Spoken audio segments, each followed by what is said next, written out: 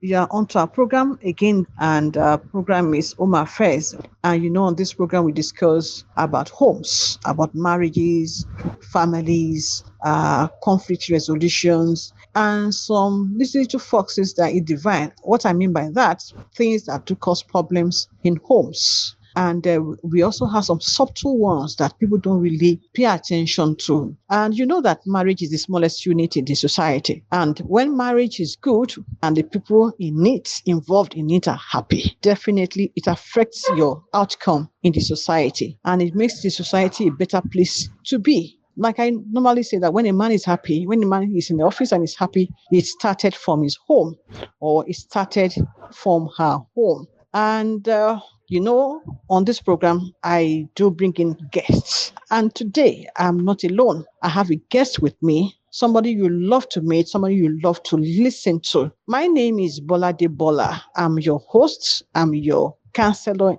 in the house. And with me this afternoon is a doctor, Dr. Omobola, but I want her to introduce herself to you. It's a privilege for me to be here. My name is Dr. Mobola Oluwaseyi. I lecture at the Faculty of Nursing, University of Medical Sciences, Ondo. Thank you. You're welcome, ma.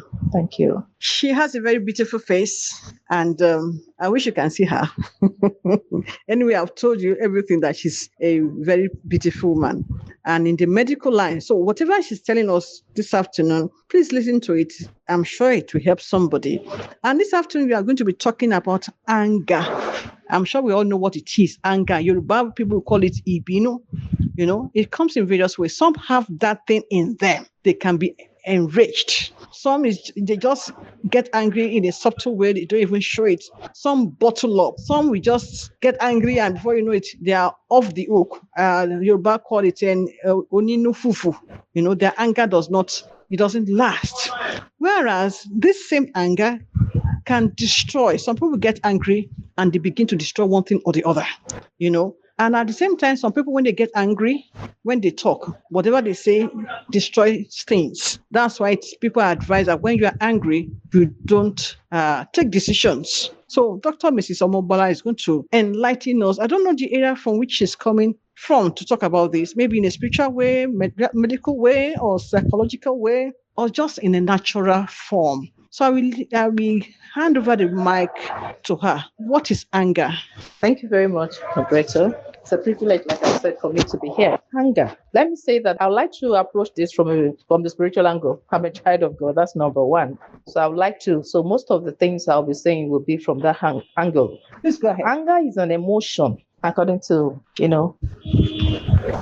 dictionary, that's characterized by tension, hostility, and antagonism towards someone or something you feel has wrong to you. That's one. It can arise from frustration, real or imagined injury, and perceived injustice. In layman terms, what is anger? Anger is just like the moderator said, ibinu in Yoruba, or we say somebody has a short fuse. Don't step on any slightest irritation, the person flares up.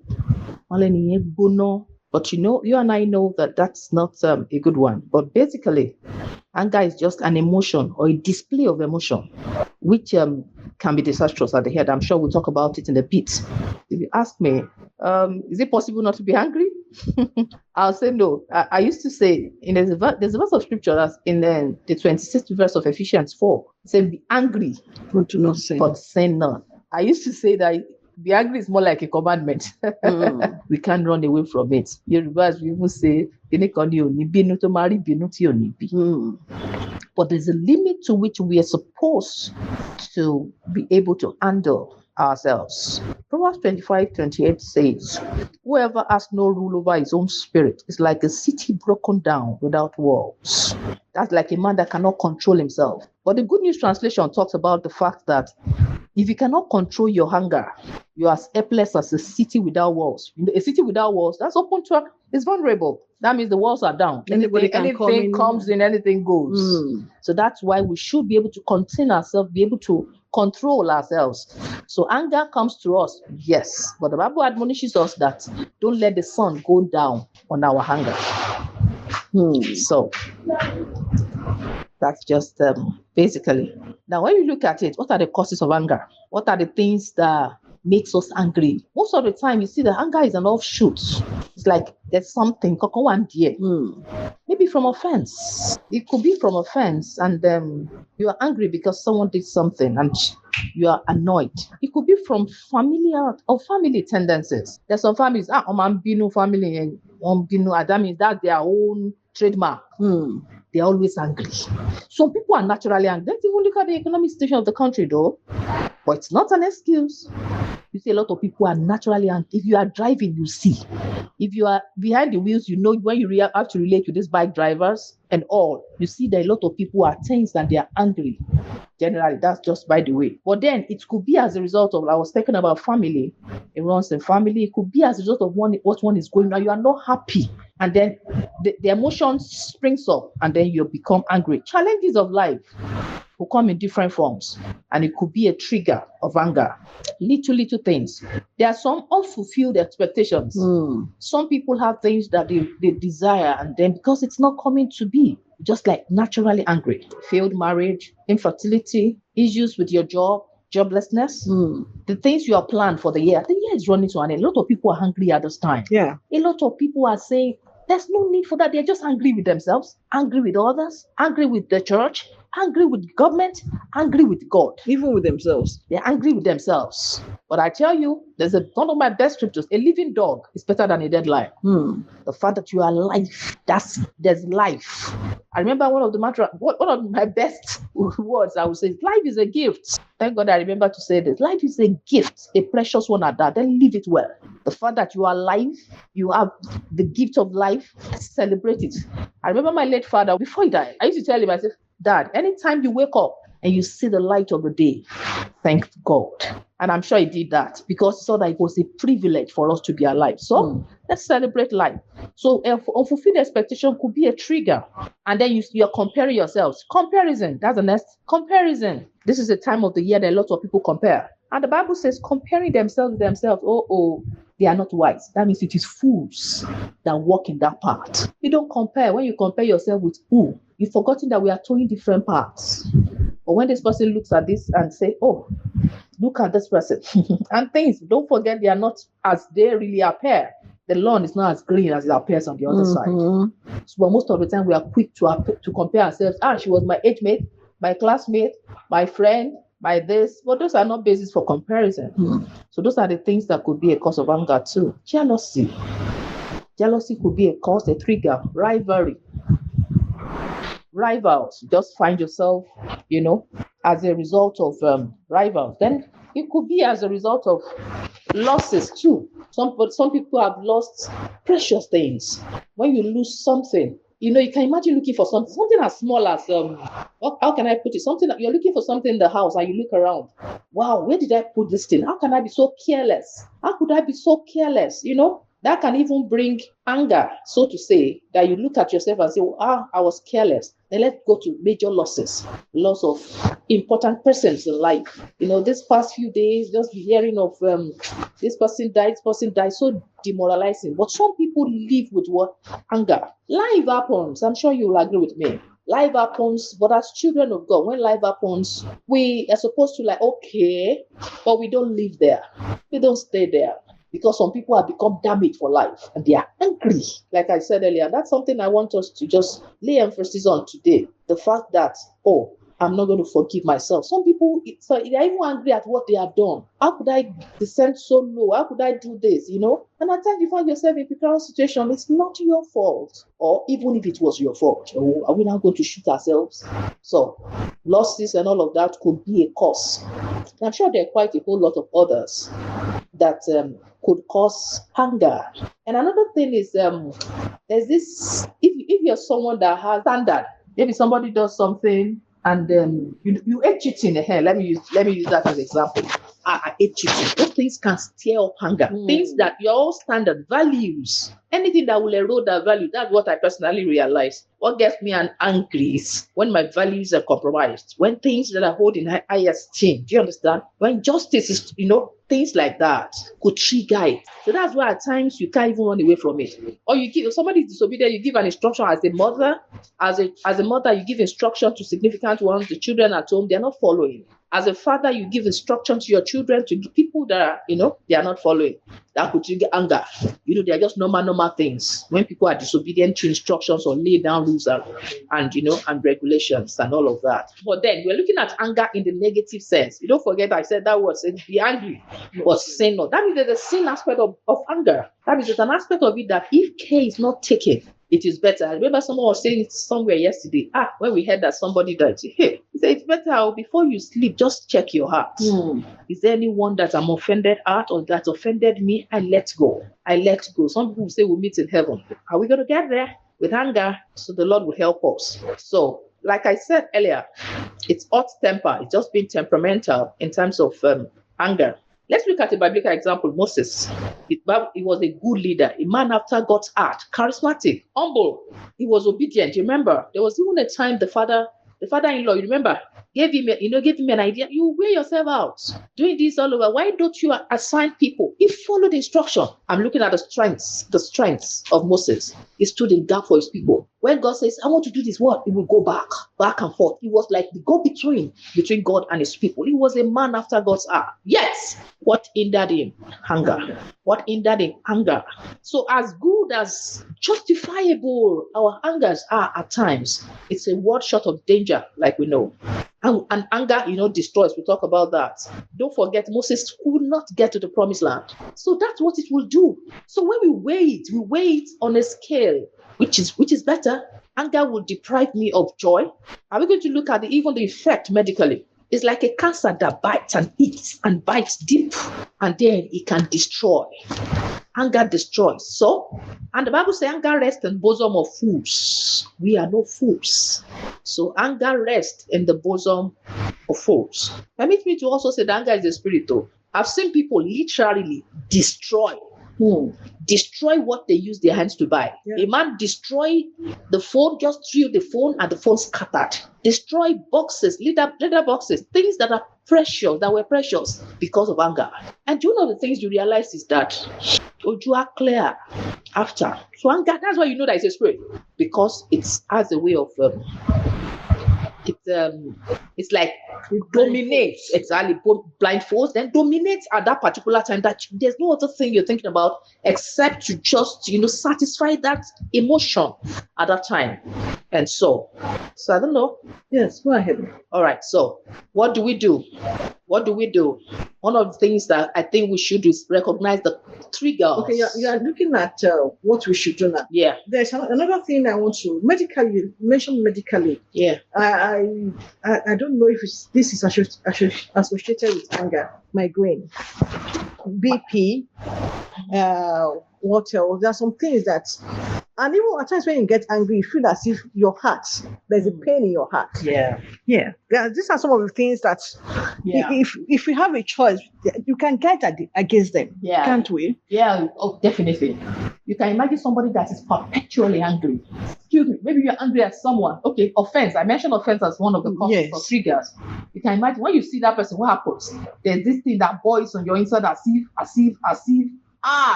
if I had my way. And that's like a cancer, like I said, that destroys. It's an open door for any form of disease. Talk about it. And at times when you are angry and you are boiling, what happens to your blood? The heart is pumping more blood, faster. Pressure, and then everything. So anything could come in. I don't want to be specific in that regards, but then it's an open door to any form of disease. You understand that? Maybe it's locking around the door. So you see some people, they are there with hypertension, with a lot. And then when you look at, that's why some people, even when you're on the bed, that's when you now say, you better release this person. It's like a recipe. So it can even be a trigger. Let's look at ulcer, for instance. I don't want to go medical, but ulcer is a psychosomatic illness. That means it's related to emotion somewhat. So there are a lot of other things that we tap for our power when you perpetually, permit my choice of word, live in anger. Don't forget I said we anger comes because we see people will even step on your toes. If you say you are the type, I don't talk, I don't relate to people will still find a way to cause you to talk or to be angry. But you should not stay there. All right. So I think I should. Yeah. So like I said, what should I do? What should we do as children of God? How should we undo anger?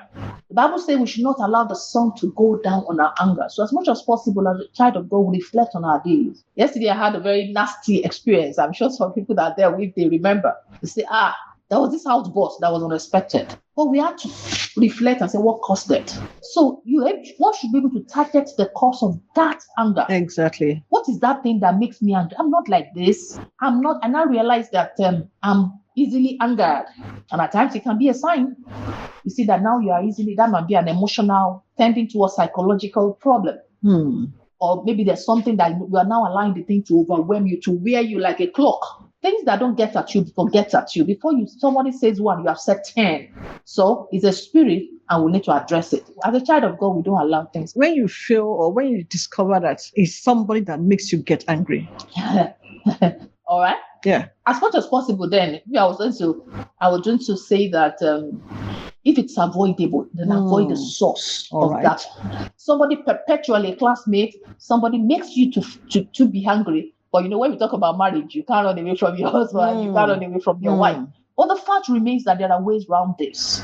Most of the time, avoid the triggers. What is it? Is it your words, the tone of your voice? Is it this? What is it that triggers the other party now or that makes you angry? As much as possible, we have control over emotion. Don't forget, yes, a man without control is like a city that is broken down without walls. We have control. And by the help of the Lord, we are able to control ourselves. So, like I said, anger is a spirit, so we can address it. Now, anger at times triggers abuse. Now, let me tell you a short story. There's this man that is always complaining that his wife gets him angry. And we get angry, and shout. I think he even beats her. So one day, he was going to work with a friend of his. And I think something happened and he was stopped on the way by a policewoman or a policeman, let me put it that way. And he was told to sit on the floor. And his friend now laughed at him later on. Why didn't you get angry? Why didn't you react? Which means anger can be controlled. Yeah, it can really be controlled. And don't forget, the end of anger, it's not good because most of the time you would have done something. Let me give, just like when you said the story, I remember another story that was online or trending some times ago about a young child that wrote something on his father's car and was scribbling that thing. The father saw him. That's the idea of the story. The father saw him and was, anger, the way men are with their cars. I was like, how dare you? And the father hit the son with iron rod. Wow. That hand. I think it's a real story. And eventually, the father beat the hand with that iron rod. And eventually, when they took the hand to the hospital, they had to amputate the hand. And they had to cut the young man's hand. To remember, to tell you the extent of that anger. Because, I was talking about values. I was talking about the things that make you, anybody that crosses that part, you're angry. You have set a standard. You have set up my car, sparkling clean. Somebody comes and writes. That's why some men, I was hearing something, even before I continued this last week, they said, somebody hit the car, just sit, and the car is gone. But the anger with it, he came out and the car just hit the man and threw him into because of anger. So this particular man, eventually, the hand of the child was to be amputated. What we later learned is that the man now went and looked at what the boy was scribbling on his car. The boy wrote, "Daddy, I love you." And the man, was just in awe, was just broke down in tears. That's what anger does. A child was telling you, but it's a child. Even if it's not a child, there's something that can be done to that car. Yeah, it can be cleaned up. Can we get the hand back? And you forever remember that. Honestly. And I'm sure a lot of people can relate with what anger has done. Anger destroys. It is the way I can magnify that destruction. Anger destroys. It does nothing good. So anger destroys. And it's something that can make us to lose valuable things. A lot of people have lost relationships, friends, properties because of uncontrolled, permit my choice of word, uncontrolled anger. So that's where the thing is, controlling our anger. So we can control our anger very well. So as a matter of fact, There's nothing that could get us to the edge so much that we lose it. The disciples of Jesus asked him, how many times should we be offended? He said 70 times 7. That's 490. So if you can take pen and be writing this person, some people are good at that too. They have diary for people who have offended them. I think that does not work because we are setting up, it's like a cancer. Like I said, we are setting up ourselves for what we are not able. So lay your hangers, like I said, don't boast about it. Some people boast about their anger. If I'm annoyed, I don't see anybody. I don't send. I don't send. I don't see. There's a way the youths will say, as if they are. That means I don't see anyone. No, you don't boast about anger, but it's something that you know that if this thing takes hold of you, a lot of things can be lost. But we can lay it down and be ready for it. Some of us need to go for counseling because the source may be deeper than you think. You're perpetually angry. Then you need to see someone, a psychologist, a counselor, someone that will help you walk that path. Identify that.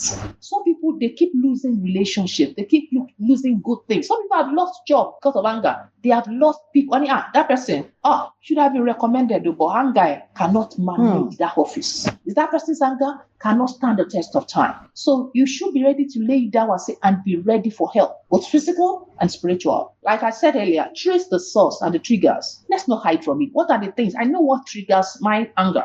Exactly when you cross the path of some values that I hold in IST. But we don't stay there. Don't park and stay, anger, you will stay here. Don't stay there. Don't live your life. Let's not live our lives in anger. Life is beautiful. Life is beautiful. Emphasis on beautiful. It's a gift. You are not the giver. God is the giver. So why would we live our lives grumpy all through? Some people, they never laugh. They never see anything beautiful in life. They never see anything to be grateful for. They never see anything to be because of one challenge of life. And you park there and you stay angry because of a man, because of a child, because of a job, because of a loss. Whatever it is, it has a name. But one thing that we have as children of God is we can always move forward because there's light at the end of the tunnel. Yeah. And the future is so bright. I tell someone, I'm speaking to someone, pick up yourself. Pick up yourself. Pick up from that where the place that you are parked and keep moving again. Start the car and start moving. So thank you so much, Dr. Bola. Still with what we are talking about anger. Some people don't really know that they have it. They don't really know that they can actually get angry. And like you said, I would say that there are different levels of this anger. Yeah, some will be angry and they just go mute. There's nothing you can do to make them talk. Come out of it can be. And this can actually lead to malice. Yeah. Anger can lead to bitterness. Yes. You know, and but some people actually notice this anger when they are small. Now, there was a time another video was trending on Facebook of this small child. I think that girl should be about 4, 5, and it's not here in Nigeria. It's a nursery school. So the girl got angry and began to destroy everything in the class. You know, and the teacher left her. Go ahead, do it. You know, and she kept on talking. This and this. The girl kept on destroying. I'm sure she does that at home, and the parents do not say anything. But I don't know. Maybe that was one of the mechanics of curbing it from her agreeing with it. So here, 2 things I can identify. One, it can be hereditary. Is it possible? Yeah. Another thing is that parents can identify it on time before their children grow. Can they help their children to get out of it? Yeah, thank you. That's a very beautiful angle. As you're just talking, there are 3 things I picked there. Number 1, there's what we call temper tantrum. It's common in children around the age of 5. So it's very common. You see them roll. You see children, maybe you take something from them, or you maybe say they are eating, I just take something, or you do something, and they will go on the floor, they will roll and roll. They are just unconsolable. There's nothing you do to make them stop. That is even good. Some children will go and be knocking their head on the wall. Exactly. They do something funny, something. There's another child that I saw sometimes ago. She was pulling her hair. They will do something that it should be as if you should. No, it's actually a part of physiological development of a child, temper tantrum. But then some people become fixated. What do I mean by that? That means they don't believe that. So you see some people, they don't believe that temper tantrum, and it goes exactly into adulthood so much that you see them manifest. So at times, it's something that, just like you have said, starts from early from childhood. Then, like we said, anger, either mild, moderate, or severe, like we say in my client. We say there's something mild, something moderate, something severe. Either way, anger is not good. But the parents, like you said, can really help. Parents can see the tendency. You see some parents, they will even say, I have problem with ibinu, with anger. And you see your child following that path and say, oh, this is a child that, oh, no, man, binu. There's a way parents can help to curb it at that early stage. Call the child to order. You can give examples of what anger has cost you or what you have done, but then you must have seen it as a problem, too. Because some people, going to one of the things you said, some people don't even know that they have anger issues, but they just see themselves as and when you are angry, don't forget one of the things is that we speak in such a way that you don't care the implication. If it's possible for you to listen to yourself, say, am I the one? Was I the one that was speaking there? And words have power. Some people have spoken words in anger that have damaged people. Some people are crushed today because of the words that somebody spoke to them in anger. Even as parents, the words we speak to our words, our children, crushing words. In the heat of anger, we tell them you never amount to anything good. Because the girl disappointed you, did not pass or did something or something. And the child will carry that to adulthood forever. And so you see them empty and they say, it's what my mother told me, it's what my father told me. So parents have a stake there, truly. And then, but one thing is key. We can control our anger. We can control it or we can manage it. How can we manage it? Yes, that's what I'm saying. I've given some points. I said you'll be able to recognize the triggers. That's when you see, do I even have anger problem? How do I manage my anger? You ask yourself, okay, you're saying something here. Let me go back there. You said some people will keep mute. Those are characteristics. Let me still use our words. They say, what are the characteristics of anger? What are the signs of anger? What are the symptoms of anger? Some people will be, outwardly, the one I emphasized on is the outward manifestation. But some people will keep it and suck it in. You are angry, but you can imagine trying to bottle up something over here like a balloon. What happens to it? It explodes and they bottle it. They are angry. So it's possible, it's very good, like I said, see someone, let it out. When you are angry and at times something you cannot, please talk to someone. Some people, it helps them when they talk to others. You can imagine some people are bottled up anger for years. Only in your they will tell you what happened in the year 1956. They will tell you what happened in the year 1996 on a Tuesday. And what this person did in details, they will tell you the details. Abba. So we let go and let God. This fragile world, we let go and we let God. So regardless of the way we manifest our own anger, either by sucking it in, that one is even destructive because you see some people are covered, soaked in a lot of things, and then it's affecting them, affecting their psyche, affecting their health. But some people are externally, so either internally or externally, none of them is good. Yeah, we still have little time. Is there a difference between anger and unforgiveness? They are related. Yeah. They are relatives. All right. You always say anger and unforgiveness. Anger can lead to unforgiveness. Anger, either way, I think the arrow crosses both ways. Because when you look at it, somebody offends you, crosses your path, does something, says something to you, either directly or indirectly, then you are angry and you vowed never to forgive. So it can lead to it. The cause of unforgiveness, most of the time, is what somebody has done. Because the person has, some people have been abused. Let's be realistic. Some people have been abused. They have been taken advantage of. They are angry. It leads to unforgiveness. Then when they are living in unforgiveness, they are still living in anger. So you see that the arrow goes back and forth. Yes. So the anger continues, and then unforgiveness can lead to a lot of things, or lack of forgiveness, and they vow never to forgive the person. And don't forget, the issue of forgiveness is, it's a deeper one, because forgiveness is something that you can't just say once, oh, I've forgiven. It's a gradual thing. It's a gradual thing, exactly. For some, it's a gradual thing. I think they are related, and it will go back and forth. Okay. Now, there is a positive aspect of anger. I'm sure you wonder what I'm saying. Because I've had some people that because of what they didn't like, because of what they're angry at, it has brought about a positive change. Even in the society, there are some issues that are being addressed by NGOs, and it's because of what they were angry at the way that thing was being done negatively. And for example, those who are campaigning against this, campaigning against that, maybe it's because of what they're angry at. Yeah. That was how they came up with that initiative. So how can anger be expressed positively? Yeah, thank you for that. Thank you for that. It could be positive. Well, if you want to tell your part, we'll say it's positive. I remember a friend of mine was sharing how our daughter, beloved daughter, stood up against racism in another country.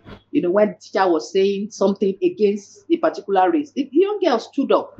That's like stood up and Stand for something.